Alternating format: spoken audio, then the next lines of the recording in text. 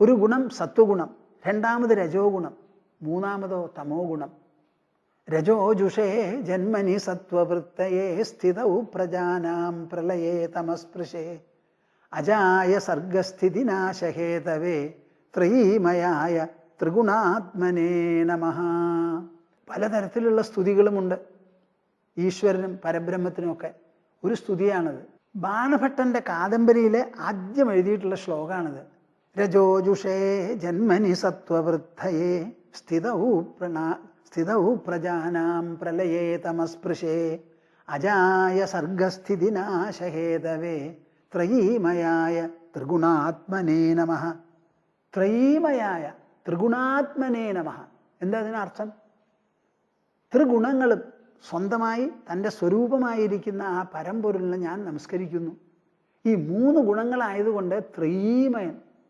നിങ്ങളെല്ലാവരും ത്രിമൂർത്തി ത്രിമൂർത്തി എന്നേ കേട്ടിട്ടുണ്ടാവുള്ളൂ. എന്താ ത്രിമൂർത്തി? ബ്രഹ്മ, വിഷ്ണു, മഹേശ്വരൻ. ഇത് മൂന്നും സങ്കല്പമൂർത്തികളാണെന്ന് നിങ്ങൾക്കറിയാമോ? എന്നാൽ അതിനെ കൂടുതൽ അർത്ഥവത്തായി സാരത്തോടു കൂടി മനസ്സിലാക്കുമ്പോഴോ രജോജുഷേ ജന്മനി സത്വവൃത്തയേ സ്ഥിതൗ. ആ രജോ ഗുണത്തിൻ്റെ പ്രകടനമാണ് സൃഷ്ടി മുഴുവനും. ഈ സൃഷ്ടി എന്ന് പറഞ്ഞാൽ കുറച്ചു കാലം സൃഷ്ടിച്ചങ്ങോട്ട് വിടുകയല്ല. പ്രപഞ്ചം ഉള്ളിടത്തോളം കാലം സൃഷ്ടി നടന്നുകൊണ്ടിരിക്കുക. ഇപ്പം ഇവിടെയുള്ള ആൾക്കാരിങ്ങനെ മരിച്ചു പോവും, പുതിയ ആൾക്കാരിങ്ങനെ വരണ്ടേ? അതുമാതിരി ഗോളങ്ങളില്ലാതെയാവും, പുതിയ ഗോളങ്ങൾ ഉണ്ടാവണം. അപ്പം സൃഷ്ടി എന്ന് പറയുന്നത് തുടർച്ചയായി നടക്കുന്ന ഒരു പ്രക്രിയയാണ്. അതാണ് രജോ ഗുണം. സത്വവൃത്തയേ സ്ഥിതൗ. ഈ ഉണ്ടായതിനെ മുഴുവൻ പരിപാലിച്ച് നിലനിർത്തുന്നുണ്ടല്ലോ, അതാണ് സത്വഗുണത്തിൻ്റെ ദൗത്യം. പിന്നെയോ ഉള്ളതിനെ ഇല്ലാതെയാക്കി തീർക്കണമല്ലോ, വയസ്സായിട്ടും മറ്റു പ്രകാരത്തിലും. അത് തമോ ഗുണത്തിൻ്റെ. അങ്ങനെ എല്ലാം ചെയ്തുകൊണ്ടിരിക്കുന്ന അജായ സർഗസ്ഥിതി നാശഹേതവേ, സൃഷ്ടിക്കും സ്ഥിതിക്കും സംഹാരത്തിനും മൂന്നും കാരണമായി ജനനമരണങ്ങളില്ലാതെ പരിലസിക്കുന്ന ത്രിഗുണാത്മികമായ ആ പരമസത്വത്തെ ഞാൻ നമസ്കരിക്കുന്നു എന്ന് പറയുക. എവിടെ പോയി? ഇതും നമ്മുടെ ഭാരതത്തിൻ്റെ സംസ്കാരമാണപ്പാ. ഒന്ന് മനസ്സിലാക്കി. നിങ്ങളെല്ലാവരും പറയും സഗുണം സഗുണം സഗുണം സഗുണം. എവിടെയാ ഈ സഗുണം? ആകാശം സഗുണമാണോ? ആകാശമില്ലാതെ ബാക്കി 4 ഭൂതങ്ങൾ ഉണ്ടാവുമോ? നിങ്ങൾ തന്നെ സഗുണമാണോ? നിങ്ങളുടെ ശരീരത്തിനല്ലേ ആകൃതിയുള്ളൂ? ഉള്ളിലുള്ള കാറ്റിന് ആകൃതിയുണ്ടോ? വെള്ളത്തിന് ആകൃതിയുണ്ടോ? ചൂടിന് ആകൃതിയുണ്ടോ? ആകാശത്തിന് ആകൃതിയുണ്ടോ? അപ്പം നിങ്ങൾ ഉള്ളുകൊണ്ട് സഗുണന്മാരോ നിർഗുണന്മാരോ എന്ന് പറയും. ഈ മൂർത്തിഭാവം ദേഹത്തിന് മാത്രമേ ഉള്ളൂ. കാറ്റിനില്ല, വെള്ളത്തിനില്ല, ചൂടിനില്ല, മനസ്സിനും ഇല്ല, ബുദ്ധിക്കും ഇല്ല, അഹങ്കാരത്തിനും ഇല്ല. പിന്നെയാണോ നിങ്ങളുടെ ഉൾ വ്യക്തിത്വത്തിന് ഒരു മൂർത്തിഭാവം എന്ന് നിങ്ങൾ പറയണേ? എൻ്റെ കൂട്ടരെ, ഇതൊക്കെ ഒന്ന് പരിശോധിച്ച് ചിന്തിക്കേണ്ടതാണ്. കുറേ കാലം കഴിഞ്ഞു ഈ അറിവില്ലായ്മയിലും അജ്ഞാനത്തിലും. ഒരു തിയറി ഉണ്ട് നമുക്ക്, പൂർവജന്മം പുനർജന്മം. ഒരു ജീവനുണ്ട്, ജീവൻ പരമാത്മാവോടുകൂടി ചേരും. ഈ പരമാത്മാവ് എല്ലാ ദിക്കിലും വ്യാപിച്ചു കിടക്കുന്നതാ. അതിലെങ്ങനെയാ ഒരു സാധനം വന്ന് ചേരുകപ്പ? ഏതെങ്കിലും ഒന്ന് വന്ന് ചേരണമെങ്കിൽ ഈ പരമാത്മാവ് ഇല്ലാത്ത സ്ഥലത്തുനിന്ന് വന്നിട്ട് വേണ്ടേ അതിൽ ചേരാൻ? മനസ്സിലാവുന്നുണ്ടോ നിങ്ങൾക്ക്? സർവ്വദിക്കിലും വ്യാപിച്ചു കിടക്കുന്ന പരമാത്മാവിൽ എവിടുന്നാണ് ഒരു സാധനം വന്ന് ചേരുക? ഞാൻ ഒന്ന് ചോദിക്കട്ടെ. എവിടുന്ന് വരാൻ പുറപ്പെട്ടു അവിടെ പരമാത്മ സാന്നിധ്യമുണ്ടല്ലോ. അത് വിട്ടു വേറെ ഒന്നും ഇല്ലല്ലോ. പിന്നെ എവിടുന്നാ നിങ്ങളുടെ ജീവൻ വരിക? എന്തിനെ തുളച്ചിട്ടാ വരിക ഇവിടെ ചേരാൻ? അതൊക്കെ ചില സങ്കല്പങ്ങളും താത്കാലിക ഭാവങ്ങളുമാണ്. ഇതങ്ങോട്ട് പറയുമ്പോൾ പറയാം ചിലര്, സ്വാമിജി ഞങ്ങൾ അത്രയ്ക്ക് ആയിട്ടില്ല. എന്താ അത്രയ്ക്ക് ആയിട്ടില്ല? ഇനി അത്രയ്ക്ക് ആവാനായിട്ട് എവിടെ വേണം? സ്വർഗത്തിൽ പോകണോ കൊടയും മടിയായിട്ട്? നമ്മുടെ ശാസ്ത്രങ്ങൾ പലതരത്തിലുള്ള ലെവലാണ്. ആ ലെവലിൽ ഓരോന്ന് പ്രവേശിച്ച് ചിന്തിക്കൂ. അപ്പോൾ ഈ 3 ഗുണങ്ങളാണ് സത്വം, രജസ്, തമസ്. ആ സത്വഗുണത്തിൻ്റെ പ്രകടനമാണ് നമ്മുടെ ബുദ്ധിയിലുള്ള അറിവ് മുഴുവനും. പ്രകാശം, സുഖം, ജ്ഞാനം. സത്വം പ്രകാശരൂപത്തിലുള്ളതാണ്. അതിൽ നിന്നാണ് അറിവ് മുഴുവനും നമുക്ക് വരുന്നത്. അറിവില്ലാത്തവർ ലോകത്തിൽ ആരെങ്കിലും ഉണ്ടാവും? എന്തെങ്കിലും ഒരു അറിവുണ്ടാവുമല്ലോ. എനിക്ക് വിശക്കണു, ഭക്ഷണം കഴിക്കണം എന്ന് വരെ പറയില്ലേ? അപ്പം അറിവ് എവിടെയുണ്ടോ അവിടെ സത്വമാണ്. അന്ധകാരമല്ല, പ്രകാശം, സുഖം. രജോ ഗുണമോ പല വിധത്തിലുള്ള പ്രവൃത്തികൾ ആ പ്രവൃത്തികൾക്ക് പ്രേരണകൾ നൽകുന്ന വികാരങ്ങളും ഭാവങ്ങളും അതൊക്കെ രജോ ഗുണ. തമോ ഗുണത്തിനോ ഉറക്കം, നിദ്ര, ആലസ്യം, അറിവില്ലായ്മ, അജ്ഞാനം. മൊത്തത്തിൽ പറഞ്ഞ ഈ 3 ഗുണഭാവങ്ങളാണ്. ഈ 3 കൂടിച്ചേർന്നതാണ് പ്രകൃതിയുടെ സർവസ്ഫുരണങ്ങൾ. ഒരു ഉറുമ്പിലുമുണ്ടത്, ഈച്ചയിലുമുണ്ട്, ഒരു അണുവിലുമുണ്ട്, ഒരു ബാക്ടീരിയത്തിലുമുണ്ടത്. അതിന് വലിയ തോന്നതിൽ സംഘാതമായ വ്യക്തിയിലുണ്ട്, സമാജത്തിലുണ്ട്, രാഷ്ട്രത്തിലുണ്ട്, ദേവന്മാരിലുണ്ട്, അസുരന്മാരിലുണ്ട്, എല്ലാവരിലും ഉണ്ടത്. അതിന് സമഷ്ടി വ്യഷ്ടി എന്ന് നമ്മൾ പറയും. വ്യഷ്ടി എന്ന് പറഞ്ഞാൽ ഇൻഡിവിജ്വൽ ആയിട്ടുള്ള മൈക്രോസ്കോപ്പിക്കൽ, സമഷ്ടി എന്ന് പറഞ്ഞാലോ മാക്രോസ്കോപ്പിക്കൽ. ഇത് രണ്ടും തമ്മിലുള്ള വ്യത്യാസം ഇതേ ഉള്ളൂ. ഒരു ശരീരത്തിൻ്റെ വ്യക്തിത്വം ഉണ്ടല്ലോ, അതൊന്ന് ഒരു സെല്ലെടുത്ത് നോക്കിയാൽ ആ വ്യക്തിത്വത്തിൻ്റെ പ്രതിഫലനം ആ സെല്ല് കാണാം. ഒരു രോഗം കണ്ടുപിടിക്കാൻ കുറച്ച് രക്തമെടുത്തിട്ടാണ് പരിശോധിക്കുന്നത്. രക്തം മുഴുവനും എടുക്കണില്ല, ചോർക്കണമൊന്നുമില്ല. അപ്പം രക്തത്തിൻ്റെ ഏത് തുള്ളിയിലും ആ ഘടനയുടെ മുഴുവനും പ്രതിഫലനം അതിലുണ്ടാവും. അതേമാതിരി ഈ ലോകത്തിൻ്റെ സർവഭാവങ്ങളിലും കാണാം ഈ 3 ഗുണങ്ങളുടെ മാറ്റം. അതിൽ ആ സത്വഗുണത്തിൽപ്പെട്ടവരാണ് എന്ത് ബുദ്ധിയുള്ളവരും കാര്യങ്ങളെക്കുറിച്ച് ആലോചിക്കാനും റിസർച്ച് ചെയ്യാനും ഒക്കെയുള്ളവർ. രജോ ഗുണത്തിൻ്റെ പ്രകടനം കൂടുമ്പോഴാണ് ഈ പോലീസ്, മിലിറ്ററി, ഈ മാതിരിയുള്ള അഭ്യാസങ്ങളും സമാജത്തിൻ്റെ നന്മയ്ക്ക് വേണ്ടി തൻ്റെ ശരീരത്തെ പോലും ബലി കഴിച്ച് അവിടെ പോയി വേണ്ടി വന്നാൽ പിടിക്കുക, അടക്കുക, ഇതൊക്കെ ചെയ്യാൻ പറ്റുന്നവർ. കൃഷി, ഈ മാതിരി കാര്യങ്ങൾ ചെയ്യാനും സാധിക്കണം. അതിനുമുണ്ട് ഒരു വിഭാഗം. കച്ചവടമൊക്കെ. അത് കഴിഞ്ഞാൽ തൻ്റെ ശരീരം സേവനത്തിന് വേണ്ടി ആർക്ക് എന്ത് ആവശ്യപ്പെട്ടാലും ഞങ്ങൾ പോവാം എന്ന് പറയുന്നവർ. അപ്പം നമുക്കിവിടെ ഭരിക്കാനും ബുദ്ധിയുള്ളവരും ഒരു വിഭാഗം വേണം. കാര്യങ്ങൾ നടത്താൻ തയ്യാറായി മിലിറ്ററിക്കാരും പോലീസുകാരും വേണം. കച്ചവടവും കൃഷിയും നടത്താനുള്ളവർ വേണം. സേവനത്തിന് തയ്യാറായി ശരീര സേവനം ചെയ്യുന്നവരും വേണം. ഇത് പ്രകൃതി സംവിധാനം ചെയ്തിട്ടുള്ള 4 വകുപ്പാണിത്. ഇതിൽ മനുഷ്യന് ഒരു ഹസ്തവുമില്ല. പ്രകൃതി നിലനിർത്തിയാൽ നിലനിന്നു, പ്രകൃതി നാളെ നിലനിർത്തിയില്ലെങ്കിലോ നമ്മൾ വട്ടം തിരിയും. ഈ പുരുഷൻ സ്ത്രീ എന്ന് പറയുന്ന 2 പ്രജകളായിട്ട് ജനിക്കുന്നുണ്ടല്ലോ, അതിൽ നമുക്കൊരു പങ്കുമില്ല ഇതുവരെ എന്നാണ് വെച്ചിരിക്കുന്നത്. അതുപോലെ ഈ 4 തരത്തിലുള്ള സ്വഭാവവിശേഷം മനുഷ്യ സമാജത്തിൽ നിലനിർത്തുന്നതും ആകെ മൊത്തമുള്ള പ്രകൃതി എന്ന് പറയുന്ന ആകത്തുകയാണ്. അതിൽ നമുക്കൊരു സ്ഥാനവും ഇല്ല, പറയാനുമില്ല. അത് ഏതിൽപ്പെട്ടതാണ് താൻ, ഏതിൽപ്പെട്ടതാണ് ഇനി ഒരുത്തൻ എന്ന് പരിശോധിച്ച് കണ്ടുപിടിക്കാം. ചോദ്യങ്ങൾക്ക് മറുപടിയൊക്കെ മേടിച്ച് നമുക്ക് കണ്ടുപിടിക്കാൻ പറ്റും ഞാൻ ഏത് ഗുണമാണ് എനിക്ക് കൂടുതലോ കുറവെന്നൊക്കെ. അതിൽ അല്പസ്വല്പം മാറ്റം വരുത്താനും നമുക്ക് സാധിക്കും. നഹി കശ്ചിക്ഷണമപി ജാതുതിഷ്ഠത്യ കർമ്മകൃത് കാര്യദേഹ്യവശകർമ്മ സർവപ്രകൃതിജൈർഗുണൈഹി.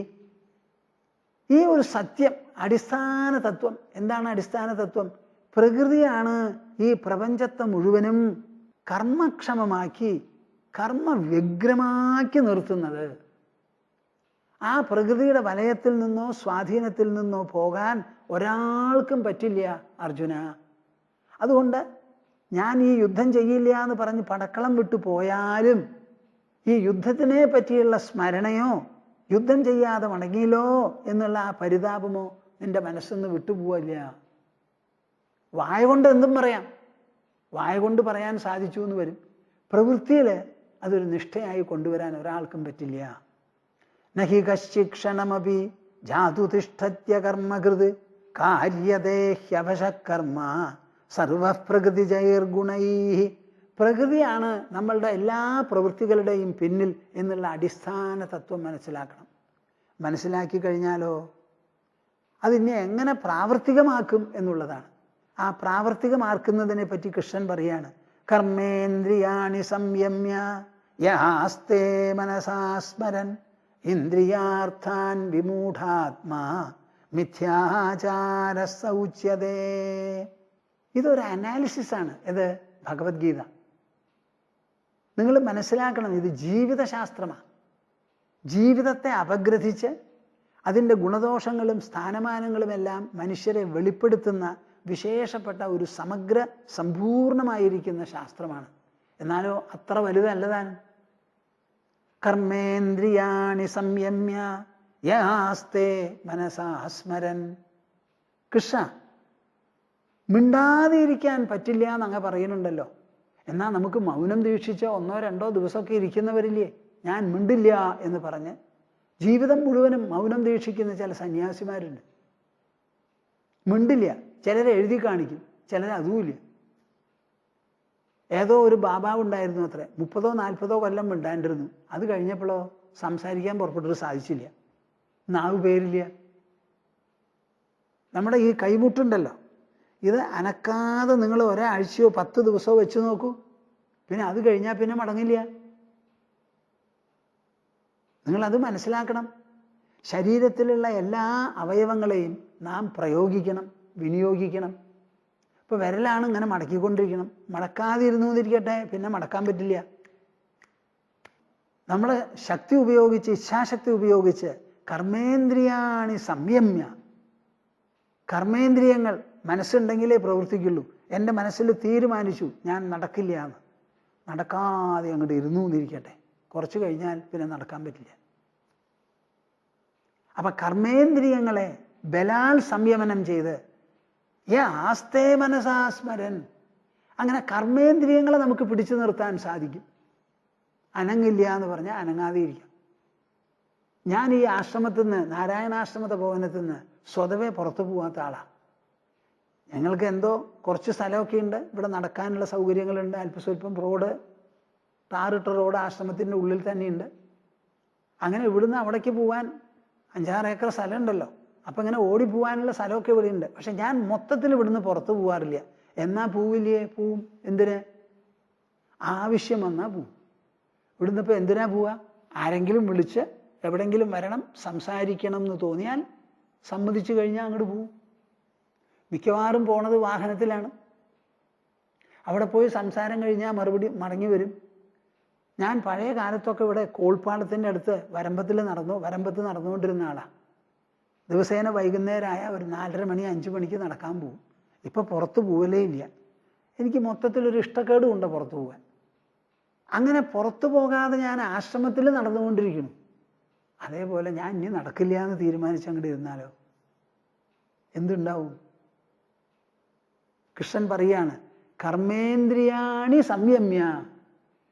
നമുക്ക് 2 തരത്തിലുള്ള ഇന്ദ്രിയങ്ങളുണ്ട്, കർമ്മേന്ദ്രിയം, ജ്ഞാനേന്ദ്രിയം എന്ന് 2 എണ്ണം. അതിൽ കർമ്മേന്ദ്രിയങ്ങളിലൂടെയാണ് നാം പ്രവർത്തിക്കുന്നത്. നമ്മുടെ മനസ്സിൽ തോന്നുന്ന കാര്യങ്ങളെ പ്രാവർത്തികമാക്കുന്നത്. നടക്കണം എന്ന് തോന്നിയാൽ കാലുകൊണ്ട് നടക്കും, പിടിക്കണം എന്ന് തോന്നിയാൽ കൈകൊണ്ട് പിടിക്കും.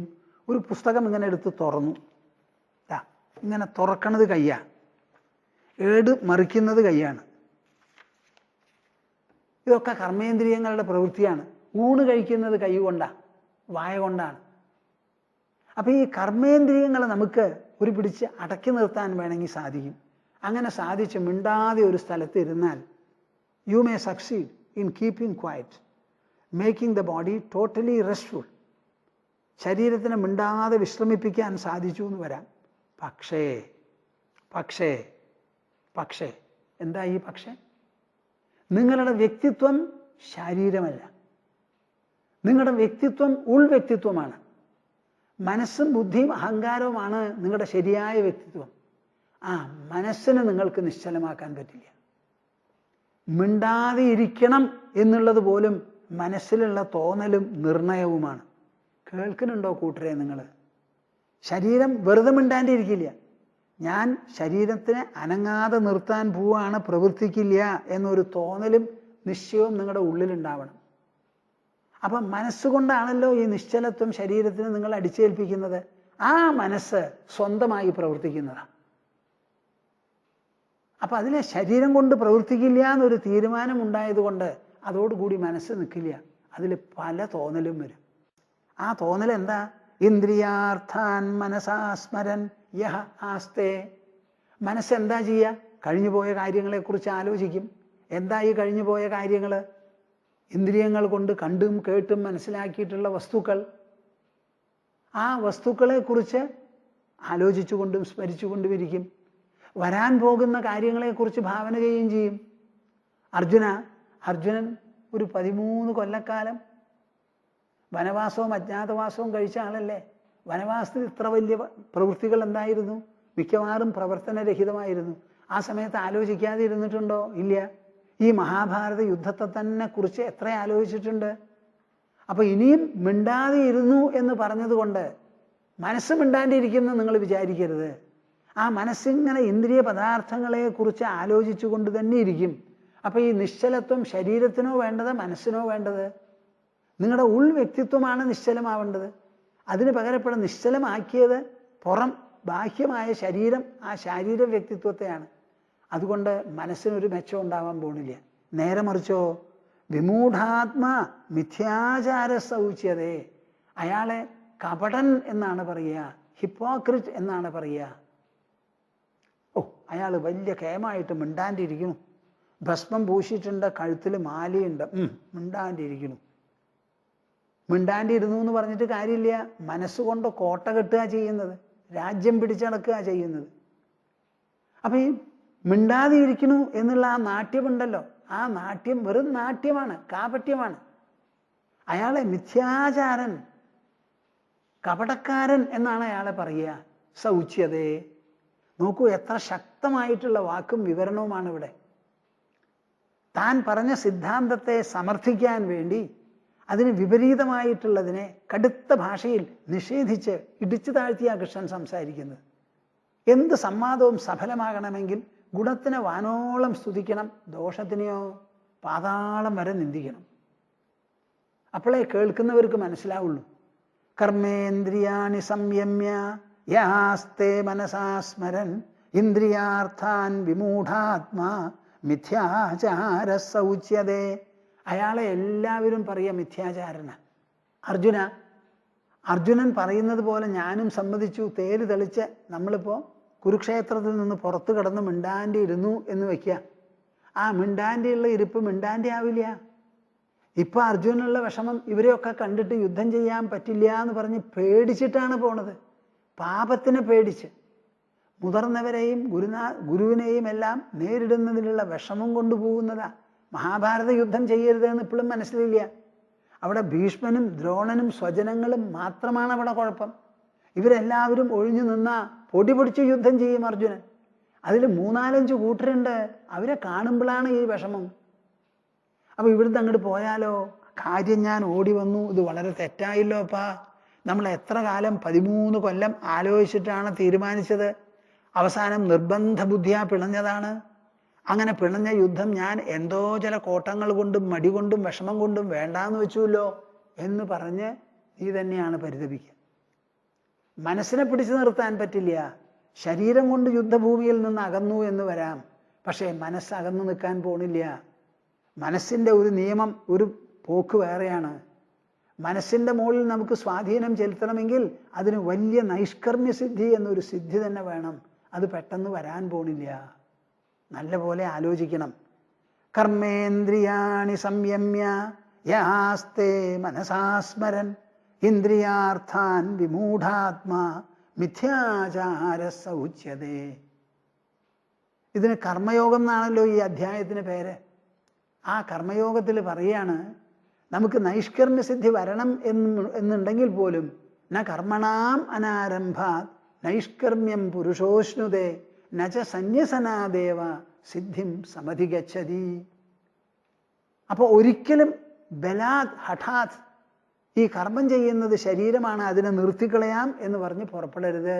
നമുക്ക് തട്ടേണ്ടതും തൊടേണ്ടതും പരിഷ്കരിക്കേണ്ടതും മനസ്സിനെയാണ്, ബുദ്ധിയാണ്. അതിന് മാനസവും ബൗദ്ധവുമായിട്ടുള്ള സാധനയാണ് ആവശ്യം, ശാരീരികമായി പോക്കോ വരവോ അല്ല.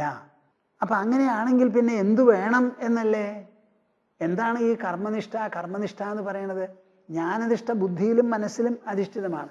കർമ്മനിഷ്ഠയോ യസ്ത്വിന്ദ്രിയാണി മനസാ നിയമ്യാരഭതേർജുന കർമ്മേന്ദ്രിയൈഃ കർമ്മയോഗം അസക്തഃ സ വിശിഷ്യതേ. യസ്ത്വിന്ദ്രിയാണി മനസാ നിയമ്യാരഭതേർജുന കർമ്മേന്ദ്രിയൈഃ കർമ്മയോഗം അസക്തഃ സ വിശിഷ്യതേ. യഹ തു ഇന്ദ്രിയാണി മനസാ നിയമ്യ ആരഭതേ അർജുന കർമ്മയോഗം കർമ്മേന്ദ്രിയൈഃ. ഇതാണ് ഫോമുല. പ്രകൃതിയാണ് നിർബന്ധപൂർവം നമ്മെ പ്രവർത്തിപ്പിക്കുന്നത്. കർമ്മേന്ദ്രിയങ്ങളെ മാത്രം അടക്കി ഒതുക്കി ഇരുന്നത് കൊണ്ട് പ്രയോജനമില്ല. പ്രകൃതിയെ ആദരിക്കാതെയും അതോടുകൂടി ഇണങ്ങി ജീവിക്കാതെയും പറ്റില്ല എന്ന് പറഞ്ഞിട്ട് പറയുകയാണ്. മിണ്ടാതെ ഇരിക്കണത് സാധ്യമല്ല, ശരിയല്ല. അപ്പൊ പിന്നെ എന്തു വേണം? ഇന്ദ്രിയാണി മനസാ നിയമ്യ. പ്രേക്ഷകരെ, നിങ്ങൾ കേൾക്കുന്നുണ്ടോ? Here is the formula for you. ഇന്ദ്രിയങ്ങളെ മനസ്സുകൊണ്ട് റെഗുലേറ്റ് ചെയ്ത്, നിയമനം ചെയ്ത് തീരെ പ്രവർത്തിക്കില്ല എന്നൊരു സിദ്ധാന്തമോ പിടിവാശിയോ പാടില്ല. ഈ പ്രവൃത്തി പറ്റില്ല എന്ന് പറഞ്ഞ് മാറ്റിപ്പോകലും പറ്റില്ല. എന്തു വേണോ ഇന്ദ്രിയങ്ങളെ നിങ്ങൾ മെരുക്കിയെടുത്തോളൂ. ഇന്ദ്രിയങ്ങളെ മെരുക്കാനുള്ള ഒരു രംഗവും ഒരു അവസരവും ആക്കി തീർക്കണം സർവ്വപ്രവൃത്തികളും. പ്രവൃത്തികളിൽ നിന്ന് വിട്ടുനിൽക്കാൻ നോക്കരുത്. ആ പ്രവൃത്തികളിലൂടെ തന്നെ നിങ്ങൾക്ക് എവിടെ വേണമോ അവിടെ ചെന്നെത്താൻ പരിശ്രമിച്ചോളൂ. അവിടെ കൊണ്ടെത്തിക്കുന്നതും ചെല്ലുന്നതും സാഫല്യം വരുന്നതും ശരീരമല്ല, പ്രവൃത്തിക്കല്ല, അത് മനസ്സിനാണ്. അപ്പം മനസ്സിലാണ് ഇവിടെ ഈ യോഗം എന്ന് പറയുന്നത് പ്രയോഗിക്കേണ്ടത്. അതിൻ്റെ സ്വഭാവം എന്താ? യസ്ത്വിന്ദ്രിയാണി മനസ്സുകൊണ്ട്, യഹ തു ആരാണോ, ഇന്ദ്രിയാണി നിയമ്യ ഇന്ദ്രിയങ്ങളെ മെരുക്കി ആരഭതേ അർജുന ആരംഭിക്കുന്നത് അർജുന കർമ്മേന്ദ്രിയൈ കർമ്മയോഗം. കർമ്മം ചെയ്യാനുള്ള ഇന്ദ്രിയങ്ങൾ കൊണ്ട് അതാത് കർമ്മങ്ങൾ ചെയ്തോളൂ. കണ്ണ് കാണട്ടെ, ചെവി കേൾക്കട്ടെ, മൂക്ക് വാസനിക്കട്ടെ, നാവ് സംസാരിക്കട്ടെ, ചെവി കേൾക്കട്ടെ, ത്വക്ക് സ്പർശിക്കട്ടെ. ഒറ്റെണ്ണത്തിനോടും പറയരുത് കണ്ണേ നീ കാണരുത്, മൂക്കേ മണക്കരുത് എന്ന് പറയണ്ട. മണം ഉണ്ടെങ്കിൽ അത് മൂക്കിൻ്റെ അടുത്ത് വരും, മണം അറിഞ്ഞോളും.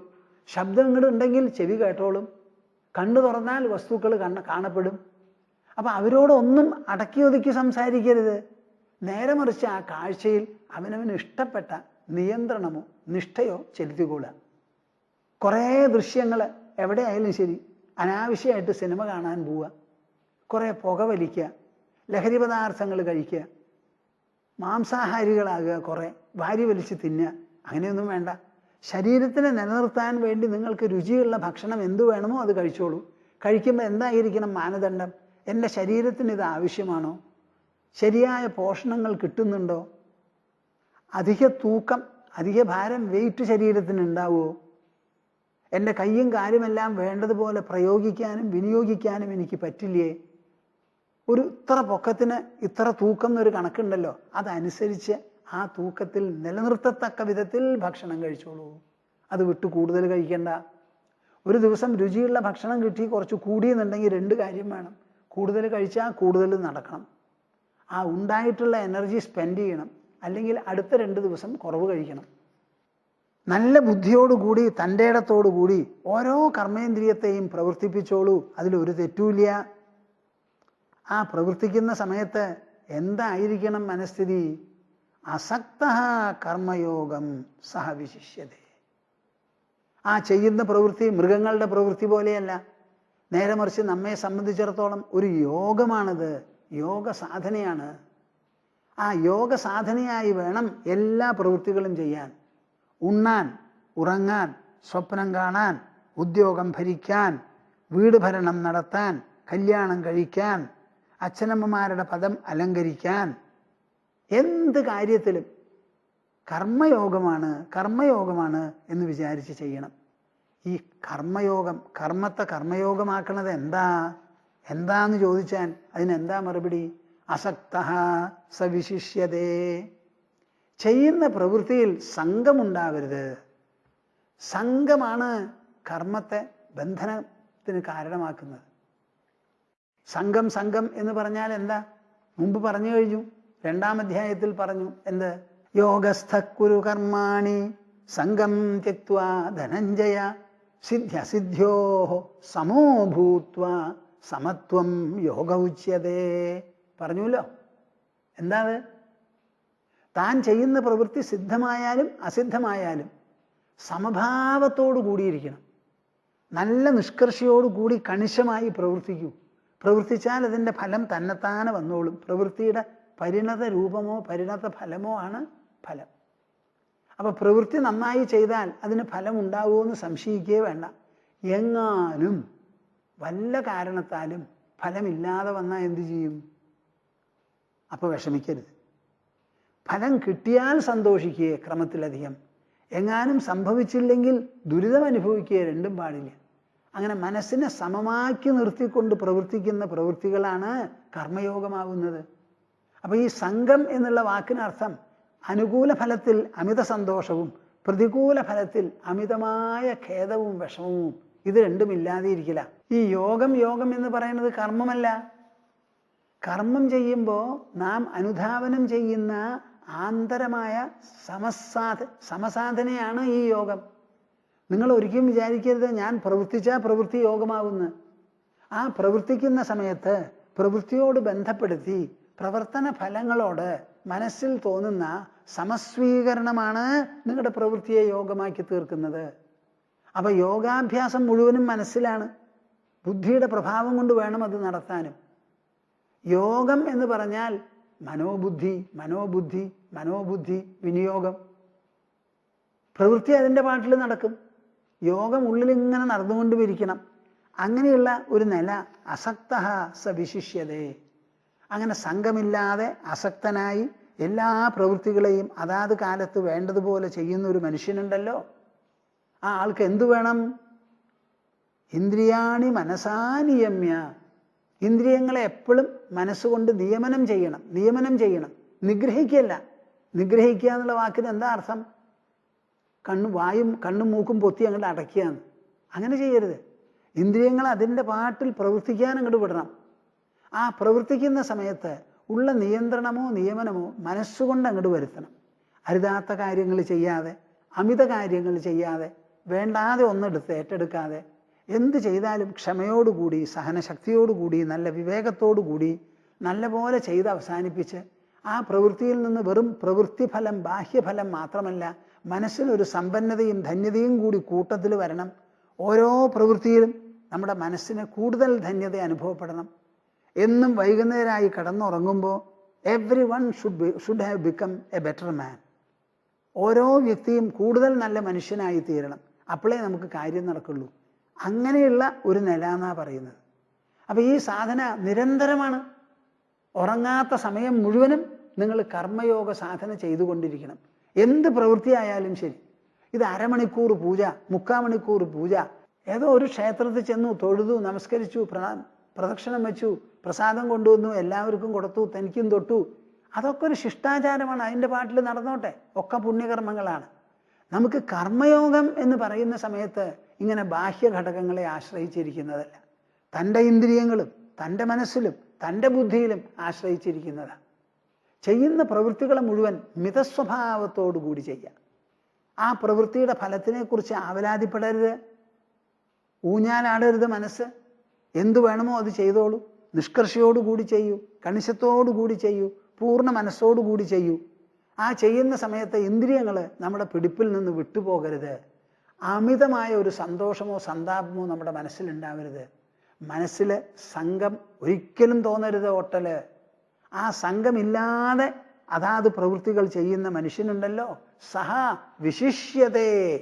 ആ മനുഷ്യനാണ് ഏറ്റവും വിശേഷപ്പെട്ടവൻ, അല്ലാതെ മിണ്ടാതെയിരിക്കുന്നവനല്ല. ഇവിടെ നിഗ്രഹം എന്നുള്ളൊരു വാക്കും നിയമനം എന്നൊരു വാക്കുണ്ട്. ഇവിടെ കൃഷ്ണൻ ഉപയോഗിച്ചിരിക്കുന്നത് യസ്ത്വിന്ദ്രിയാണി മനസാ നിയമ്യാരഭതേർജുന. നിയമനം ചെയ്യുക എന്ന് പറഞ്ഞാൽ റെഗുലേറ്റ് ചെയ്യുക, അതിനെ മിതമാക്കി പ്രവർത്തിപ്പിക്കുക. അമിതമാക്കി ഒന്നും ചെയ്യിപ്പിക്കരുത്. ഒരു പുസ്തകം എടുത്തു വായിക്കാൻ തുടങ്ങി, വായിച്ചതേ വായിക്കില്ല ഉറങ്ങാതെ, അത് പാടില്ല. നല്ലൊരു സാധനം കിട്ടി കണ്ടമാനം കഴിച്ചു, അതും ശരിയല്ല. ഒന്ന് പിടിച്ചില്ല, അങ്ങോട്ട് തിരിഞ്ഞില്ല, അതും ശരിയല്ല. എല്ലാ ദിക്കിലും നമുക്ക് പിടിക്കാത്തൊരു സാധനം അമ്മ ഉണ്ടാക്കിയെന്ന് വരാം ഒരു ദിവസം, ബാക്കിയുള്ളവർക്ക് ഇഷ്ടമാത്ത എനിക്കിഷ്ടമില്ല, കുറച്ച് കഴിക്കുക. എന്തിനാ അമ്മ ഉണ്ടാക്കിയെന്ന് പറഞ്ഞ് ലഹള കൂട്ടാനൊന്നും പോരുത്. തൊട്ട 90 കാര്യത്തിലും നിങ്ങൾക്കിത് പരിശീലിക്കാൻ സാധിക്കും. ഈ നിഗ്രഹം നിയമനം എന്നുള്ളത് പ്രത്യേകിച്ചും മനസ്സിലാക്കേണ്ടതാണ്. 33-ാമത്തെ ശ്ലോകത്തിൽ കൃഷ്ണൻ പറയുകയാണ്, സദൃശം ചേഷ്ടതേ സ്വസ്യാഹ പ്രകൃതേർ ജ്ഞാനവാനവി പ്രകൃതിം യാന്തി ഭൂതാനി നിഗ്രഹ്യം കരിഷ്യതി. ഒരു വലിയ ശ്ലോക. ചിലർ ഈ ശ്ലോകത്തിന് പ്രക്ഷിപ്തമാണെന്ന് പറഞ്ഞ് വ്യാഖ്യാനിക്കും.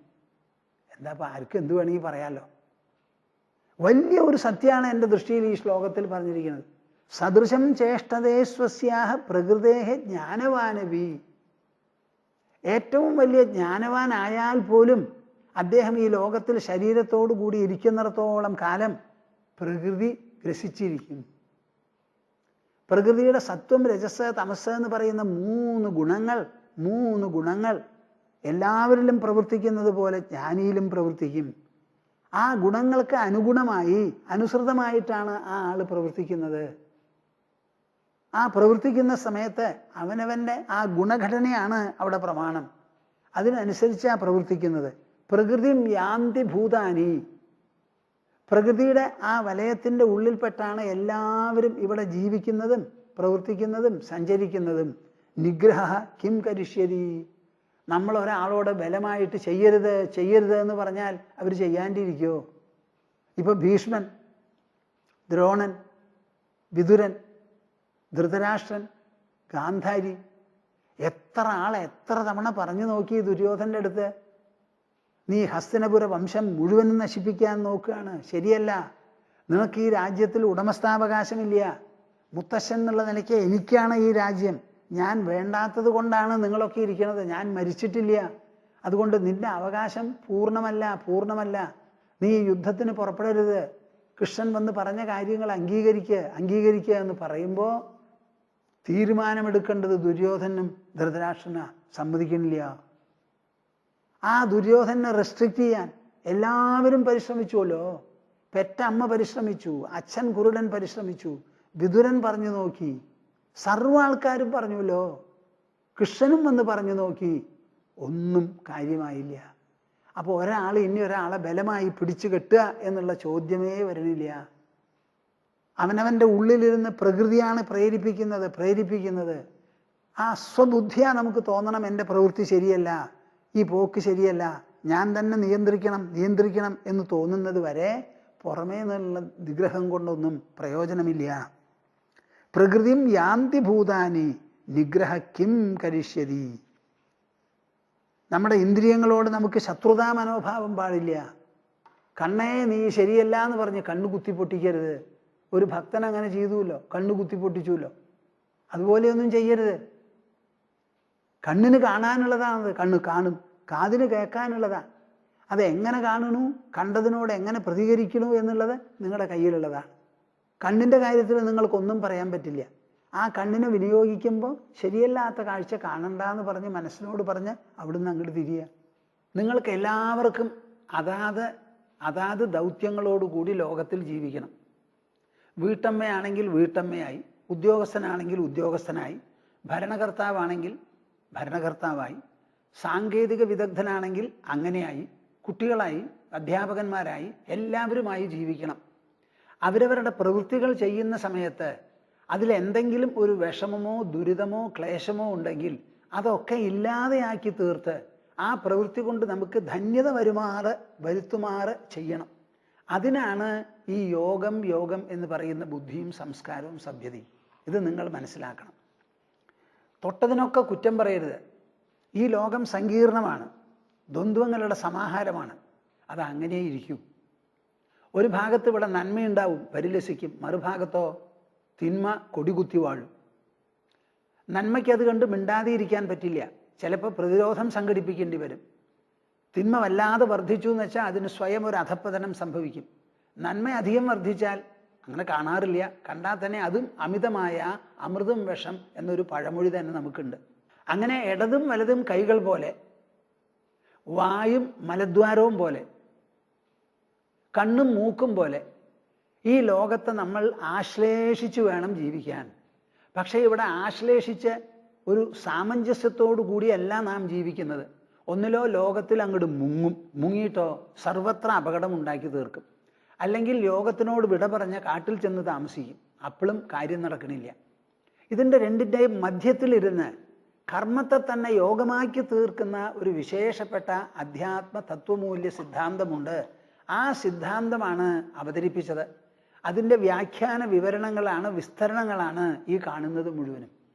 അപ്പോൾ ഇവിടെ എന്താ, നമ്മൾ ജനിക്കുമ്പോൾ ശരീരത്തോടു കൂടിയാണ് ജനിക്കണത്. ജന്മം എന്ന് പറഞ്ഞാൽ എന്താ? ശരീരം ലോകത്തിലേക്ക് അമ്മയുടെ ഗർഭത്തിൽ നിന്ന് എഴുന്നള്ളുന്നതാണ് ജന്മം. ആ ജന്മം ശാരീരികമാണെങ്കിൽ ആ ശരീരത്തിൻ്റെ അംഗോപാംഗങ്ങളൊക്കെ അതിൽ അനിവാര്യമാണ്. ശരീരത്തിൻ്റെ അംഗോപാംഗങ്ങളിൽ പെട്ടതാണ് 5 ജ്ഞാനേന്ദ്രിയവും 5 കർമ്മേന്ദ്രിയവും. ജ്ഞാനേന്ദ്രിയം ഗ്രഹിക്കാനും കർമ്മേന്ദ്രിയം പ്രകടമാക്കാനും ഉള്ളതാണ്. ഇത് രണ്ടുമില്ലാതെ ജീവിക്കാൻ പറ്റില്ല. അപ്പം കണ്ണ് കാണും, മൂക്ക് മണക്കും, ചെവി കേൾക്കും. അപ്പം ഈ പ്രവൃത്തികളെ നമുക്ക് നിഷേധിക്കാൻ പറ്റില്ല. ഈ പ്രവൃത്തികളെയൊക്കെ അതാത് ഇന്ദ്രിയങ്ങൾ മൂലം ചെയ്തുകൊണ്ടിരിക്കണം. ആ ചെയ്യുന്ന സമയത്ത് ഈ പ്രവൃത്തികളിൽ നമുക്കൊരു ദാസ്യമോ, ആ ഇന്ദ്രിയങ്ങൾ കൊണ്ടുവരുന്ന അനുഭവങ്ങളുണ്ടല്ലോ, ആ അനുഭവങ്ങളിൽ എന്തെങ്കിലും ഒരു തകർച്ചയോ നമുക്ക് വരാതെ നോക്കണം. അത് സാധിക്കുമോ എന്നാണ് ചോദ്യം. ഭാരതത്തിന് ലോകത്തോട് മുഴുവൻ പറയാനുള്ളത് അത് സാധിക്കും, സാധിക്കും, സാധിക്കും. അതെങ്ങനെ സാധിക്കും എന്ന് കണ്ടുപിടിച്ച് പണ്ടേ മുതൽ അഭ്യസിച്ച അനുഷ്ഠാന രൂപത്തിൽ, സംസ്കാര രൂപത്തിൽ സ്ഥാപിച്ചിട്ടുള്ള ഒരൊറ്റപ്പെട്ട വിശേഷപ്പെട്ട രാജ്യമാണ് ഭാരതം. അതാണ് നാം ഈ ഭാരതത്തെ പുണ്യഭൂമി, പുണ്യഭൂമി, പുണ്യഭൂമി എന്ന് പറയുന്നത്. ഇവിടെയുള്ള ആൾക്കാർക്ക് പുണ്യം ജനിപ്പിക്കുന്നതാണ് ഇവിടുത്തെ ചിന്താഗതി മുഴുവനും. അപ്പം ഇന്ദ്രിയങ്ങളെ അപകടം വരാത്ത തരത്തിൽ, മറിച്ച് ധന്യത ഉണ്ടാക്കത്തക്ക വിധത്തിൽ എങ്ങനെ വിനിയോഗിക്കാം എന്നതാണ് നമ്മുടെ ചിന്താഗതി. അതിനുള്ള മറുപടിയാണ് കർമ്മയോഗം എന്ന് പറയുന്നത്. കർമ്മങ്ങളോട് കൂടാതെ ജ്ഞാനനിഷ്ഠ മാത്രമായിരിക്കാൻ സാധ്യമല്ല ബഹുഭൂരിപക്ഷം ജനങ്ങൾക്ക്. അപ്പം കർമ്മ സമ്മിശ്രമായിട്ട് വേണം ഈ അധ്യാത്മനിഷ്ഠ കൊണ്ടു നടക്കാൻ. അതെങ്ങനെ എന്ന് വിവരിക്കുകയാണ്. ആ സമയത്താണ് ഞാൻ പറയുന്നത്, ഭർതൃഹരി സിംഹാസനത്തിലിരുന്ന് രാജ്യം ഭരിച്ചുകൊണ്ടിരുന്ന ആളാണ്. ഒരു ദിവസം അദ്ദേഹത്തിന് രാജധാനിയിൽ തന്നെ തൻ്റെ രാജ്ഞിയെ ചൊല്ലി ഒരു പുതിയ സംഗതി വെളിച്ചത്തിൽ വന്നു. സ്നേഹബന്ധങ്ങളെ മുഴുവനും ഉലയ്ക്കുന്നതായിരുന്നു അത്. അപ്പം ഇനി സിംഹാസനത്തിലിരുന്ന് പ്രജകളെ ഭരിക്കാൻ ഞാൻ അർഹനല്ല. എൻ്റെ രാജധാനിയിൽ നടക്കുന്ന ആ സ്വഭാവ വഞ്ചന എനിക്ക് മനസ്സിലാക്കാൻ പറ്റിയില്ലല്ലോ. അത് വേറെ ആരുമല്ല, സ്വന്തം രാജ്ഞിയാണ്. ഇനി രാജ്ഞിയോട് വഴക്കും പറയാനില്ല, ഞാൻ വെക്കാണം പറയാനുമില്ല. ആ രാജ്ഞിക്ക് പരപുരുഷനിലാണ് ഹിതം എന്ന് വെച്ചാൽ അവരെന്തോ ആയിക്കോട്ടെ, ഞാൻ ഇനി രാജ്യം ഭരിക്കുന്നില്ല എന്ന് പറഞ്ഞ് ഒരാത്മക്ഷതം പോലെ അദ്ദേഹത്തിന് തോന്നിയത്. അവിടുന്ന് പുറപ്പെട്ടതാ. പിന്നെ താമസിച്ചത് തപസ്വിയായിട്ടാണ്. ഇതും ഭാരതത്തിൻ്റെ ഒരു വിശേഷമാണ്. എന്തെങ്കിലും ഒരു വസ്തുത പുതിയതായിട്ട് വെളിച്ചത്തിൽ വന്നാൽ സാരല്യ, പലതും പോലെ ഇത് എന്ന് പറഞ്ഞിരിക്കുകയല്ല. വെളിച്ചത്തിൽ വന്നാൽ ആ വസ്തുതയോട് തക്കതായ ഒരു പ്രതികരണം മനസ്സിൽ നിന്നുണ്ടാവണം. തൻ്റെ ധർമ്മപത്നി തന്നെ വഞ്ചിച്ചു എന്നറിഞ്ഞാൽ പിന്നെ അവിടെ നിൽക്കേണ്ട ആവശ്യം എന്താ? ഞാൻ പൊയ്ക്കളയാം. ഇവിടെ നിന്നാൽ സംശയമായി, വഴക്കായി, വെക്കാനായി, ഒന്നിലോ മാപ്പ് കൊടുക്കണം, അല്ലെങ്കിൽ അവരെന്തിന് അവധ പറയണം. ഇതൊന്നും വേണ്ടാന്ന്, ഞാൻ എൻ്റെ പാട്ടിൽ പൊയ്ക്കളയാം. അങ്ങനെ സിംഹാസനത്തിന് വിട്ടു പോവാൻ സാധിക്കുന്ന രാജാക്കന്മാർ ഇവിടെ ഉണ്ടായിരുന്നു. ഇത് ഒരു ഭർതൃഹരിയും ഒരു ശ്രീരാമനുമല്ല, അനവധി രാജാക്കന്മാര് അവരുടെ രാജഭരണത്തിൻ്റെ പര്യവസാനത്തിന് മുൻപ് തന്നെ ഇത്രയധികം ജനങ്ങളെ ശിക്ഷിക്കേണ്ടി വരുന്നു, പലരെയും സമ്മാനം നൽകേണ്ടി വരുന്നു. ഇത് രണ്ടും കഠോരമായിട്ടുള്ള പ്രവൃത്തികളാണ്. ഒന്ന് സമ്മാന രൂപത്തിലാണ്, പിന്നെ ഒന്നോ ശിക്ഷാരൂപത്തിലാണ്. ഇത് രണ്ടും കണ്ടും കേട്ടും മതിയായി ഇനി എന്നെ കൊണ്ട് സാധിക്കില്ല എന്ന് പറഞ്ഞ് ഉപേക്ഷിച്ചു പോയവരുണ്ട്. അങ്ങനെ ഉപേക്ഷിപ്പിക്കുന്നതാണ് ഈ ലോകം. പക്ഷേ അനുഭവിച്ചു വേണം ഉപേക്ഷിക്കാൻ, അനുഭവമില്ലാതെ ഉപേക്ഷിക്കരുത്. അപ്പം ഇവിടെ പറയുന്നത് എന്താ? ഇന്ദ്രിയങ്ങളോടുകൂടി നിങ്ങൾക്ക് പ്രവർത്തിക്കാതെ ഇരിക്കാൻ പറ്റില്ല. ദേഹം കൊണ്ടുള്ളതാണ് ജന്മം. ദേഹമാകട്ടെ 10 ഇന്ദ്രിയങ്ങൾക്കുള്ള ഒരു സംഘാതം. ഒരു വീട് എന്തിനാ? മുറികളുണ്ട്. ഓരോ മുറിയിൽ നിന്നും പുറത്തു കിടക്കാനുള്ള വാതിലുണ്ട്, ജനാലകളുണ്ട് കാറ്റനുവദിക്കാൻ. അങ്ങനെ എല്ലാം കൂടിയ ഒരു വീടാണ്. അതുപോലെ നമ്മുടെ ദേഹവും ഒരു വീടാണ് നമുക്ക് പാർക്കാനുള്ളത്. അതിൽ ഇന്ദ്രിയങ്ങൾ ദ്വാരങ്ങളാണ്. ആ ദ്വാരങ്ങൾ അതാത് പ്രവൃത്തികൾ ചെയ്തുകൊണ്ടിരിക്കും. പക്ഷേ ആ ഇന്ദ്രിയങ്ങളെ നമ്മൾ കുറ്റം പറയരുത്. ഈ ലോകത്തിലുള്ള ഒരു വസ്തുവും നമ്മളെ ആകർഷിച്ച് വലയത്തിൽ ചാടിക്കാൻ ശക്തമല്ല. കാരണം ഈ ലോകവസ്തുക്കൾക്ക് ഒന്നിനും തന്നെ നമ്മളിൽ ഒരു അനുഭവമോ ഒരാകർഷണമോ ജനിപ്പിക്കാൻ പറ്റില്ല സ്വതന്ത്രമായി. എന്നാൽ പിന്നെ ആകർഷണം ഉണ്ടാവുന്നില്ലേ? നമ്മുടെ ഇന്ദ്രിയങ്ങളെ കടം കൊടുത്തിട്ടാ. കണ്ണുകൊണ്ട് കണ്ടു കണ്ടു കണ്ടു, സുന്ദരം സുന്ദരം, ആകർഷണം.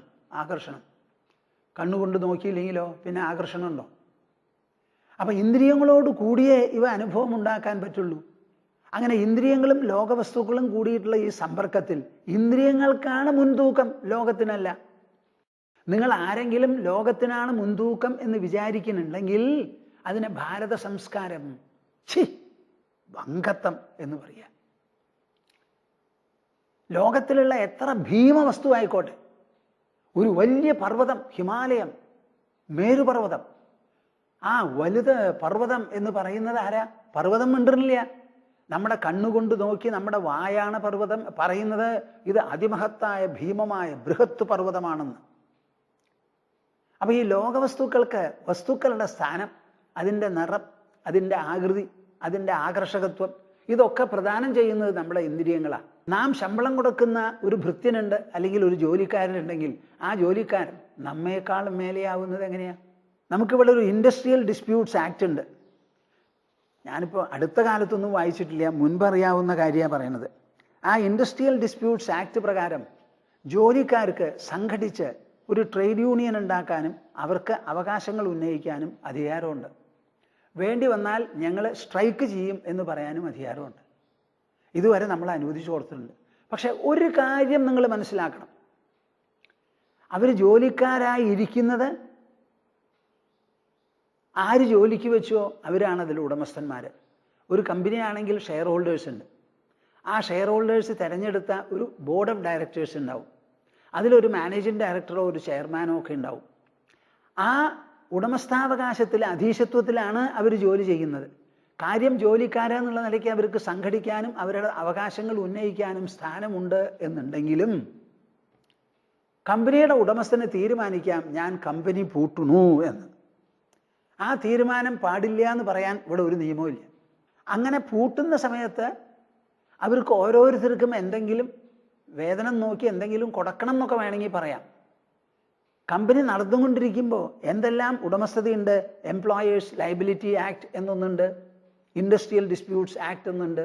ആക്സിഡന്റ് വന്നാൽ എന്തൊക്കെ വരാം, അതൊക്കെ അതിന് നിയമമുണ്ട്. പക്ഷേ കമ്പനി നടത്തണോ അതോ നിർത്തണോ എന്ന് നിശ്ചയിക്കാനുള്ള പരമാധികാരം ഉടമസ്ഥന്മാർക്കുണ്ട്. ആ ഉടമസ്ഥാവകാശം അവർ വിനിയോഗിക്കുന്ന പക്ഷം അതിലൊന്നും പറയാൻ പറ്റില്ല. അതാണ് ലോക്കൗട്ട്, ലേ ഓഫ് എന്നൊക്കെ പറഞ്ഞ് ചില വ്യവസ്ഥകളുണ്ടല്ലോ. കാര്യം കയ്യിൽ മുതലുള്ളവനാണ് അത് മുടക്കുക. മുടക്കി കഴിഞ്ഞാലാണ് അത് വർദ്ധിക്കുക. മുതലും ഇല്ല മുടക്കലും ഇല്ല എന്ന് പറഞ്ഞാൽ പിന്നെ സാധുക്കൾക്ക് കൊടുക്കാൻ പോലും ടാക്സ് പിരിക്കാൻ പോലും നമുക്ക് പണം എങ്ങനെയാണ് ഉണ്ടാവുക? എന്തിനാ ഞാനിത് പറയണത്? ആ അധീശത്വം ഉടമസ്ഥന്മാർക്കുള്ളത് പോലെ ഒരു പൂർണ്ണ ഉദാഹരണമല്ല, എന്നാലും ഞാൻ പറയുകയാണ്, ഈ ലോകത്തിൻ്റെ മുകളിൽ നമ്മുടെ ഇന്ദ്രിയങ്ങൾക്ക് അധീശത്വമുണ്ട് എന്ന് പ്രേക്ഷകരെ നിങ്ങൾ മനസ്സിലാക്കണം. കാലത്ത് സൂര്യൻ ഉദിച്ചു എന്ന് പറയുന്നത് ലോകമല്ല, സൂര്യബിംബമല്ല, നമ്മുടെ കണ്ണാണ് നോക്കി ഉദിച്ചു എന്ന് പറയുന്നത്. അപ്പോൾ സൂര്യോദയത്തിന് പ്രമാണം നമ്മുടെ കണ്ണ്, കണ്ണ്, കണ്ണ്. സൂര്യാസ്തമനത്തിന് പ്രമാണം അതേമാതിരി നമ്മുടെ കണ്ണ്. അത് നിങ്ങൾ എപ്പോഴും മനസ്സിലാക്കണം. അപ്പം നമ്മുടെ ഇന്ദ്രിയങ്ങളെ അടിമകളാക്കി കാണരുത്. നമ്മുടെ ഇന്ദ്രിയങ്ങളെ നമ്മുടെ ഉറ്റ സുഹൃത്തുക്കളായി കാണണം. ആ ഇന്ദ്രിയങ്ങളോട് റിപ്പീറ്റഡ് ആയിട്ട് പറയണം, ആവർത്തിച്ച്, കണ്ണേ നീ എന്നെ വിഷമത്തിൽ കൊണ്ട് ചാടിക്കരുത്. നീ എനിക്ക് ഒരു വിജ്ഞാപക ഘടകമായിട്ടേ പ്രവർത്തിക്കാവൂ. ഓരോ വസ്തുക്കളുടെയും നിറം പറഞ്ഞു തരാം, ആകൃതി പറഞ്ഞു തരാം. അങ്ങനെ ആകൃതിയും നിറവും കാണിച്ച് തന്നെ എന്നെ ഉദ്ബുദ്ധനാക്കൂ, പ്രബുദ്ധനാക്കൂ. പക്ഷേ മനസ്സേ അതിൽ ആകൃഷ്ടമാവരുത് നീ. അപ്പം ഇന്ദ്രിയങ്ങൾ നമ്മുടെ ബന്ധുക്കളാണ്. ആ ഇന്ദ്രിയങ്ങൾ എന്തുകൊണ്ട് നമുക്ക് ശത്രുക്കളാവുന്നു? അത് ഇന്ദ്രിയങ്ങളുടെ പഴവോ ആ ഇന്ദ്രിയങ്ങളെ പ്രവർത്തിപ്പിക്കുന്ന മനസ്സിൻ്റെയും ബുദ്ധിയുടെയും പഴവോ എന്ന് ആലോചിച്ച് മറുപടി ഇപ്പോൾ പറയും നിങ്ങൾ. വെറുതെ ഒന്നും ഞാൻ വല്ലതും പറയാൻ സമ്മതിക്കില്ല. ശരിക്ക് പറയണം. നമ്മുടെ കണ്ണിനെന്താ കേട്? അത് വെളുപ്പും കറുപ്പും നീലിയും പച്ചയും ചുവപ്പും വേർതിരിച്ചറിയുന്നത് കണ്ണിൻ്റെ അനർത്ഥമാണോ അതോ കണ്ണിൻ്റെ കഴിവോ? ഒരു ശബ്ദം കേട്ടാൽ അതാ അച്ഛൻ സംസാരിക്കണു, അമ്മ സംസാരിക്കണു, ഭാര്യ സംസാരിക്കണു, മകൾ സംസാരിക്കണു, ദാ സുഹൃത്ത് എന്നിങ്ങനെ ചെവി ചൂണ്ടിക്കാണിച്ചാൽ അത് ചെവിയുടെ തെറ്റാണോ? ഇന്ദ്രിയങ്ങൾ അതാത് ജോലി ചെയ്യണു, അതാത് കാര്യങ്ങൾ വെളിപ്പെടുത്തി തരുന്നു. ആ വെളിപ്പെടുത്തുന്നതിൽ നിങ്ങൾ എന്തിനാ അനാവശ്യമായിട്ടുള്ള ആകർഷണ വികർഷണങ്ങൾ തൊടുത്തുവിടുന്നത്? ആ ആകർഷണ വികർഷണങ്ങൾ തൊടുത്തുവിടുന്ന മനസ്സിലാണ് തെറ്റ്. അപ്പം എങ്ങനെ ഈ ഇന്ദ്രിയങ്ങളോടുകൂടി പെരുമാറണം? നല്ലത് കണ്ട്, നല്ല മാതിരി പറഞ്ഞ്, നല്ല മാതിരി ചിന്തിച്ച്, നന്മ എപ്പോഴും ഇച്ഛിച്ച്, നന്മ ചെയ്തു കൊടുത്ത്, പരോപകാരപ്രദമായി, മംഗളമായി, സുഭഗമായി, സന്തോഷമായി, സഹൃദയനായി ജീവിക്കാൻ എന്താ തടസ്സം ഇവിടെ? അതറിയാതെ തലകുത്തി മറിഞ്ഞ് എന്ത് പ്രാന്തായി കാണിക്കുന്നത്? നമ്മൾ വിവേകമുള്ള മനുഷ്യരാണ്. 10-21 വയസ്സായ വിവേകമായി മനുഷ്യന്. കാട്ടിയത് കണ്ട് കഴിവുമ കയറുക എന്നൊരു പറച്ചൽ തന്നെയുണ്ട് മലയാളത്തിൽ. കാട്ടിയത് കാട്ടി കഴിവുമ കയറുക. ഇതാണ് നമ്മളെല്ലാവരും ചെയ്യണത്. നല്ലതോ ചീത്തയോ എന്നൊരു ആലോചന നമുക്കില്ല. ആ ആലോചനയുള്ളവനെയാണ് ആര്യൻ എന്ന് പറയുന്നത്. കൃഷ്ണൻ പോലും ആദ്യം അർജുനനോട് പറഞ്ഞത് ആര്യത്വം കാണുന്നില്ല നിന്റെ വാക്കിൽ നിന്ന. 13 കൊല്ലക്കാലം കാത്തുനോറ്റിരുന്ന യുദ്ധം വന്ന് ആ യുദ്ധം ചെയ്യാൻ ഒരു അവസരം കിട്ടിയപ്പോൾ നീ പറയാണ് ഞാൻ ചെയ്യില്ല എന്ന്. ഇത് ആര്യന് ചേർന്നതല്ല, ശ്രേഷ്ഠന് ചേർന്നതല്ല, ചിന്താശീലന് ചേർന്നതല്ല, മനീഷികൾക്ക് ചേർന്നതല്ല എന്ന് പറഞ്ഞിട്ടാണ് തിരുത്തുന്നത്. അപ്പം നിങ്ങൾ വല്ലതൊന്നും പറഞ്ഞ് രക്ഷപ്പെടരുത്. ഭഗവത്ഗീത എന്ന് പറഞ്ഞാൽ അത് ജീവിതത്തിനുള്ള ഒരു കൈപ്പുസ്തകമാണ്, ജീവിതത്തിനുള്ള തത്വമൂല്യ സിദ്ധാന്തങ്ങളാണ്. അവിടെ വെറും മതം വരുന്നില്ല. ഈ അനാലിസിസിൽ എവിടെയാ മതം വരണേ നിങ്ങളൊന്ന് പറയൂ. ഭഗവാൻ എന്നൊരു വാക്ക് പോലും കൃഷ്ണൻ ഇതിൽ ഉപയോഗിക്കുന്നുണ്ടോ? ഇല്ലല്ലോ. അദ്ദേഹം ജീവിതത്തെ അപഗ്രഥിക്കുകയാണ്, മനുഷ്യ വ്യക്തിത്വത്തെ വിശകലനം ചെയ്യാണ്, ലോകത്തിൻ്റെ സങ്കീർണത ചർച്ച ചെയ്ത് ആ ലോകവും നമ്മളും തമ്മിലുള്ള സമ്പർക്കം എങ്ങനെ നയിക്കണം, എങ്ങനെ മുന്നോട്ട് കൊണ്ടുപോകണം, അതിൽ നമുക്ക് വേണ്ട കവചങ്ങൾ എവിടുന്നാ ഉണ്ടാവുക, എവിടുന്നാ കിട്ടുക, ഈ വക കാര്യങ്ങളാണ് പറഞ്ഞു ധരിപ്പിക്കുന്നത്. അവിടെ ഭർതൃഹരി പറയുന്നത് വളരെ വിശേഷപ്പെട്ടതാണ്. മാതർമേദിനി താതമാരുത സഖേ തേജസ്സുബന്ധോ ജല ഭ്രാതർവ്യോമനിബദ്ധയേഷ ഭവതാം അന്ത്യഃ പ്രണാമാഞ്ജലി. യുഷ്മത്സംഗവശോപജാത സുഹൃതസ്ഫാരസ്ഫുരൻ നിർമ്മല ജ്ഞാനാപാസ്ത സമസ്ത മോഹമഹിമാ ലീയേ പരബ്രഹ്മണി. എനിക്ക് ഈ ശ്ലോകം എത്രമാത്രം ഇഷ്ടമാണെന്ന് തോന്നുന്നു. ഈ ലോകത്തിലെ ഏറ്റവും വിലപിടിച്ച രത്നങ്ങൾ എന്തൊക്കെയുണ്ടോ ആ രത്നങ്ങളെല്ലാം കൂട്ടി കൊണ്ടുവന്ന് ലോപമില്ലാതെ സ്വർണവും ചേർത്ത് ഒരു രത്നമാല ഉണ്ടാക്കി തന്നൂരിക്കട്ടെ, ഒന്നല്ല ഒരു ഡസനായിക്കോട്ടെ. ഞാൻ അതൊക്കെ ഹനുമാൻ എന്തു ചെയ്തു? ശ്രീരാമൻ രാവണനെ കീഴടക്കി, സുഗ്രീവനും സേനയും എല്ലാവരും കൂടി അയോധ്യയ്ക്ക് പോയി. എല്ലാവർക്കും ഓരോ സമ്മാനം കൊടുത്തു. ആര്? ശ്രീരാമചന്ദ്ര മഹാപ്രഭു കൊടുത്തപ്പോൾ ഹനുമാന് മാത്രം ഒന്നും കൊടുത്തില്ല. അപ്പോൾ സീതയ്ക്ക്, ജാനകിക്കൊരു വിഷമായി. ഈ ഹനുമാനാണല്ലോ എന്നെ കണ്ടുപിടിച്ച് മോതിരം തന്ന് ഞാൻ ചൂടാമണി കൊടുത്ത് രാമൻ്റെ അടുത്ത് കൊണ്ടുപോയി കൊടുത്ത്, തന്മൂലമല്ലേ അദ്ദേഹം വന്ന് എന്നെ സംരക്ഷിച്ച് തിരിച്ചു കൊണ്ടുപോയത്. ആ ഹനുമാൻ എന്തെങ്കിലും ഒരു സമ്മാനം കൊടുക്കണമെന്ന് തീരുമാനിച്ചു. എന്നിട്ടോ അവരെന്താ കൊടുക്കുക? കഴുത്തിലുള്ള മുത്തുമാല അങ്ങോട്ട് സമ്മാനിച്ചു. ഉടനെ ഹനുമാൻ എന്ത് ചെയ്തു? അത്രേ, മുത്തുമാല കയ്യിൽ കിട്ടി. ആർക്കാ കൊടുത്തിരിക്കണത്? കൊരങ്ങൻ, വാനരനാണേ. കേൾക്കണം നിങ്ങൾ. വാനരനാണ് സമ്മാനം കൊടുത്തത് മുത്തുമാല. മുത്തുമാല കയ്യിൽ കിട്ടിയപ്പോൾ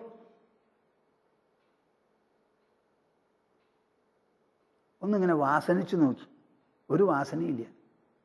ചെവിയിൽ വെച്ച് നോക്കി, അതൊന്നും മന്ത്രിക്കണില്ല. തനിക്കിഷ്ടം എന്താ? രാമരാമ രാമരാമ രാമരാമ എന്ന് പറയണം. ആ രാമശബ്ദമില്ല, ഒരു മണമില്ല, ഗുണമില്ല, ഒന്നുമില്ല. അതൊന്ന് ഒരു മണിയെടുത്ത് പൊട്ടിച്ച് വായിലിട്ട് കടിച്ചു നോക്കി. കുരങ്ങിനെ പൊട്ടിക്കാനും പെറിക്കാനും ഒക്കെ എളുപ്പം കഴിയുമല്ലോ, അതിനൊരു രുചിയില്ല. തല ചുറ്റി ഒരൊറ്റ എറ കൊടുത്തു അത്ര സീതയുടെ മുമ്പിൽ. ഇത് കഥയോ കാര്യമോ നിങ്ങൾ തന്നെ പറയും ഈ പറഞ്ഞത്. ഒരു രാമഭക്തന് സമ്മാനം കൊടുക്കാൻ മുത്തുമാലയാ? ആർക്കാ ഈ മുത്തുമാല വേണ്ടത്? ഈ ശ്ലോകം ഒരു ഭാഗത്ത്, അതിൻ്റെ അപ്പുറത്ത് നിങ്ങൾ ലോകത്തിലുള്ള രത്നങ്ങൾ മുഴുവനും കോർത്തണയ്ക്ക് ഒരു മുത്തുമാല ഉണ്ടാക്കി കൊണ്ടുവന്ന് എനിക്ക് തന്നാലും ഛൂ എന്ന് പറയും ഞാനതിന്. അതിലെന്തുണ്ടെന്നാ പറയണേ? അത് കയ്യിൽ കിട്ടിയാൽ ആരെങ്കിലും കണ്ടാൽ തന്നവനടക്കം തന്നൻ്റെ കൂട്ടാളികളടക്കം തട്ടിച്ചു കൊണ്ടുപോകുന്നത്. അങ്ങനെ ഒരു സാധനമാണത്. അതെന്താ ആവശ്യം? അതിലേതെങ്കിലും ഒരു മുത്ത് അല്ലെങ്കിൽ ഒരു രത്നം ഉള്ളിൽ പ്രവേശിക്കുമോ? മനസ്സിനെ സ്പർശിക്കാൻ പറ്റുമോ? മനസ്സിനല്ലേ ഈ സന്തോഷമുണ്ടാവുന്നത്? മനസ്സല്ലേ ഈ സൗഭാഗ്യം ജനിപ്പിക്കുന്നത്? ആ മനസ്സിൽ ഏതെങ്കിലും ഒരു അംശമാവാൻ ഈ മുത്തുമാലയ്ക്ക് സാധിക്കുമോ എന്നാണ് സ്വാമിജി ചോദിക്കണം. മറുപടി പറയണപ്പാ, സാധിക്കില്ല. അത് അവിടെ ഇരിക്കുകയുള്ളൂ. ഗുരുവായൂരിൽ പോലും കിണറ്റിൻ്റെ ഉള്ളിലാ ചെന്ന് വീണത്. അത് കിണറ്റിൻ്റെ ഉള്ളിൽ കൊല്ലങ്ങൾ കഴിഞ്ഞ് ചളിയെടുത്തപ്പോൾ അത് കിട്ടിയിരിക്കുന്നു. ഇതാണ് ഈ മുത്തുമാല കൊണ്ട് വരാൻ പോണത്. എവിടെയെങ്കിലും കളവുണ്ടായി, എന്താ കളവ്? സ്വർണം കെട്ടു എന്നാ പറയണേ. നമുക്ക് സ്വർണം കക്കാൻ വേണ്ടി എന്തിനു വെച്ചുകൊണ്ടിരിക്കണോപ്പാ? അപ്പൊ ഈ ശ്ലോകം ഒരു മുത്തുമാല പോലെയൊന്നും ആണെന്ന് നിങ്ങൾ വിചാരിക്കരുത്. ഇതിന് ഏറ്റവും വില കൂടുതലാണ്, അങ്ങേയറ്റത്തെ മൂല്യമാണ്. നമ്മുടെ മനസ്സിനും ബുദ്ധിക്കും അണിയാനുള്ള മൂല്യമാലയാണത്. തത്വമൂല്യ സിദ്ധാന്തമാലയാണ്. മനസ്സിൽ എന്താ അണിയാൻ പറ്റുക? മൂല്യങ്ങൾ, തത്വങ്ങൾ, സിദ്ധാന്തങ്ങൾ. ഇതൊക്കെയാണ് മനസ്സിനെയും ബുദ്ധിയെയും അലങ്കരിക്കാനുള്ളത്.